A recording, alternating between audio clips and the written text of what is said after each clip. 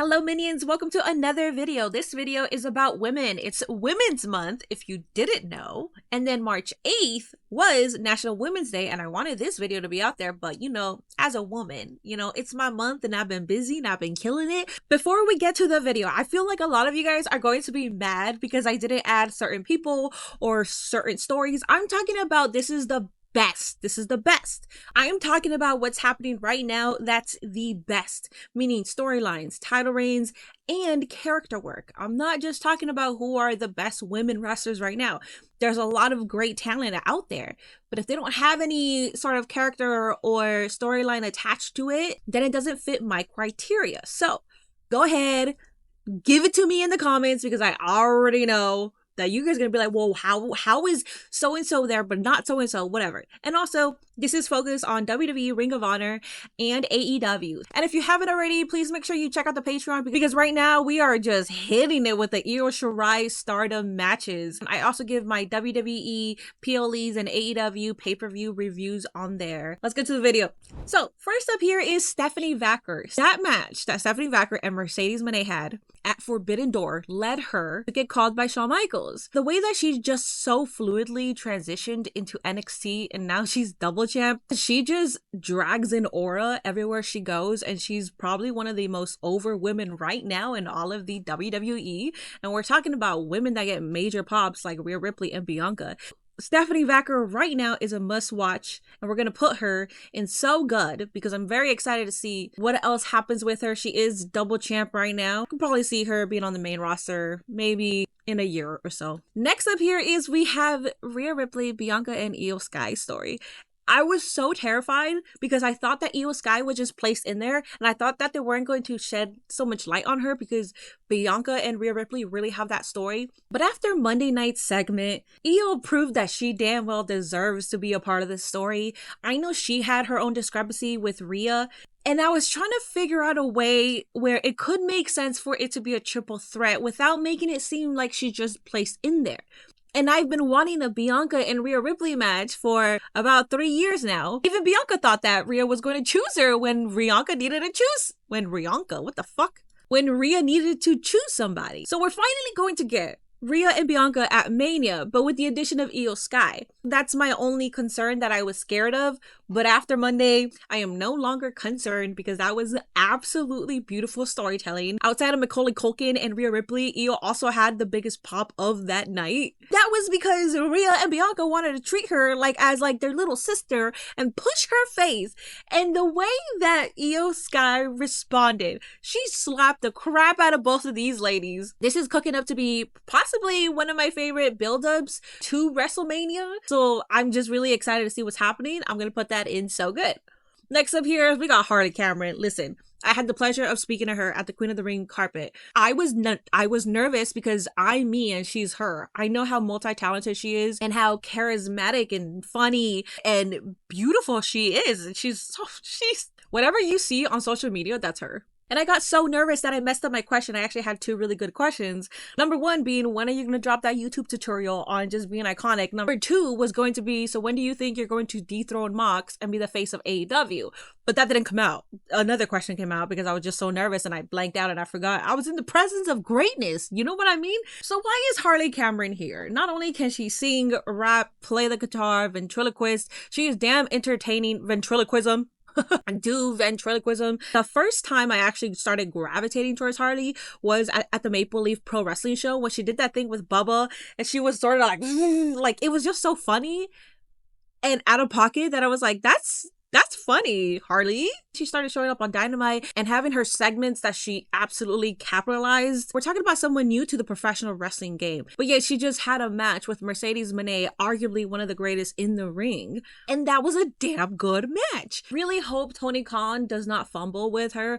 I hope she is still in major storylines. I hope we see her every single week. I'm hoping we get a lot more background segments with Harley, or just her display of talent within her matches is also just incredible. When she pulled out Mercedes Moné puppet during their match, got such a huge damn pop. So excited to see what happens next with her. I'm going to put her in So Good.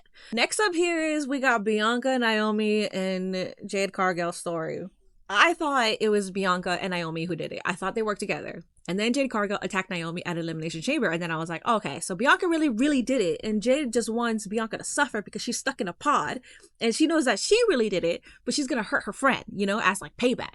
And then we had the segment where Naomi said, I did it. And within that segment, these two ladies deserve a damn Oscar. I had friends who don't even watch WWE or care about professional wrestling, but they're just watching my shit because they're supporting, which thank you. They were like, why am I so invested? Why do I want to cry? Why do I want to know what happens next? That is the beauty of entertainment in professional wrestling. Like you want to see it play out in a ring. Like if you're going to deliver such a beautiful story, you want to see them deck it out. Almost had me crying on stream because that Naomi and Bianca, I know to be a wrestler, you have to have some form of acting. But I didn't know they could do it like that. Hollywood, you need to give these two women a call. Shout out to Naomi because she was a part of Queen of the Ring. She had a very short part, but now I'm like, can we get her in a role where we could see more? That was absolutely cinema. That's probably the greatest thing happening within the women's WWE right now. As far as stories, that is the greatest freaking thing right now. Next up here is Athena, the longest reigning women's Ring of Honor champion of 646 days. I believe I got that right. She's doing her best work right now and she's stuck in Ring of Honor and it sucks because people don't tune in. And I'm saying that as somebody who does not tune in. I read about what she's doing. I look at clips on the internet. I wish I had the capacity to tune in for Ring of Honor. Athena deserves more credit, more eyes. Maybe at All In. And after we saw Billy Starks watching Mercedes Moné versus Momo Watanabe, taking notes, telling me that this is where we're heading towards. Athena versus Mercedes at All In. But the thing about this is Mercedes is a belt collector right now. Athena has a belt. If the climax of that match is Mercedes getting the belt off of Athena, I don't like that. I don't like that at all. But if the climax is Mercedes taking the belt off Athena, and then Athena gets her get back, and they do this long feud up until the next pay-per-view, and the next pay-per-view, and slowly Athena is collecting all those belts, then I'm not going to necessarily hate that so much. Because unfortunately, Mercedes is not the most liked right now in AEW, and Athena is a lot more liked. Unfortunately, Mercedes is not that liked right now, which is fine because she's a heel. But in general, because I'm a fan of Mercedes and I don't really care about what she's doing right now, I still enjoy her matches, but I don't really care about what she's doing, to be honest, and I hate saying that as a fan. You've been carrying Ring of Honor on your damn back, so I'm putting you at cinema. Next up here is we got Jordynne Grace, and Jordynne Grace is somebody that took full advantage of the partnership of TNA and WWE. But something also tells me that WWE also did it because Jordynne Grace was part of that division and she was a killer TNA Knockouts champion. Jordynne Grace easily transitioned so fluid, and she could easily be a part of the main roster already, and she'll get a major pop. She was at last year's Rumble with the TNA Knockouts Championship. She was at this year's Rumble, but as a WWE employee. She's also somebody that could easily take the title off of one of the main ladies in the main roster. And I don't think a lot of people are going to have an issue with it because she could talk, she could wrestle. She's just like Stephanie Vacker. You're going to hate me for it, okay? But I think these two are more over than Julia. Yeah.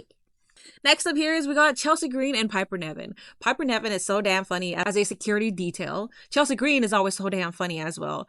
What Chelsea Green does with her promos, with her segments on social media, she's absolutely captivating this entire audience based on just her character, herself. I don't necessarily think that she should be getting pinned or losing. Doing the whole goofy stuff where Piper Niven helps her win, whatever, that's fine. But to get pinned just kind of like pisses me off because she's so well liked. She's doing really good stuff, and I wish that they would just give her more mic time. Let her go out there and cut promos or have these dumb little segments. I think we need more of that on a weekly basis because at least just her presence alone will make her title reign better. But as of right now, I think it's a really good one. I think it's way better than Lyra's title reign because they haven't been booking that correctly, and I think they're just starting to book it. And the way I do see this ending is they're just gonna keep building this up, and they're going to be so lovable and so funny that when Piper turns on Chelsea Green, it's going to be such a heartbreaking moment.